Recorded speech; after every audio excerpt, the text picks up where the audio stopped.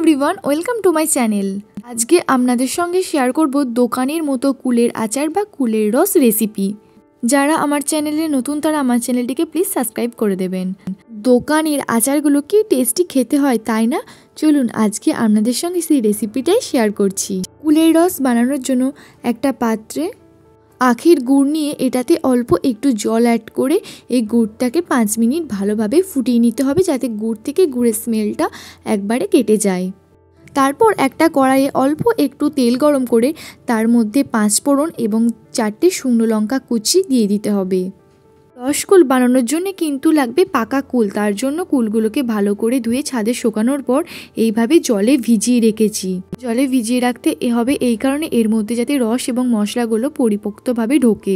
তেল থেকে সুগন্ধি একটা স্মেল বেরিয়ে এলে এর মধ্যে জল থেকে ভেজানো কুলগুলোকে জল ঝরিয়ে একে একে দিয়ে কুলটাকে একটুখানি নেড়ে নিতে হবে। এর মধ্যে থেকে ভালো একটা স্মেল যখন বেরিয়ে আসবে তখন এর মধ্যে ভেজানো তেঁতুল জল অ্যাড করতে হবে। তেঁতুলটাকে কিন্তু ডাইরেক্ট কুলের মধ্যে দেবেন না, এর মধ্যে জল মিক্সড করে তেঁতুল গোলা জলটা কিন্তু কুলের মধ্যে দিতে হবে। তেঁতুল গোলা জলটা নিয়ে 5 মিনিট নাড়াচাড়া করে নেওয়া হয়েছে। এরপরে সেই গরম করে রাখা গুড়টাকে কুলটার মধ্যে দেওয়া হলো এবং গুড়টা দিয়ে কুলটা ভালোভাবে নাড়াচাড়া করে কিছুক্ষণ ফুটতে দিতে হবে। 10 মিনিট এইরকম ভালোভাবে ফোটানোর পর কুলটা যখন আঠা আঠা হয়ে আসবে তখন এর মধ্যে বিট লবণ, ভাজা মশলা ও ঝালের জন্য একটু গুঁড়ো লঙ্কা অ্যাড করা হয়েছে।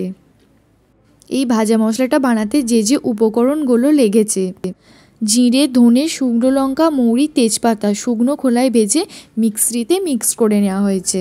মশলাটা দেওয়ার পর কিছুক্ষণ নাড়াচাড়া করলেই কুলগুলো এরকম আঠা আঠা হয়ে আসবে।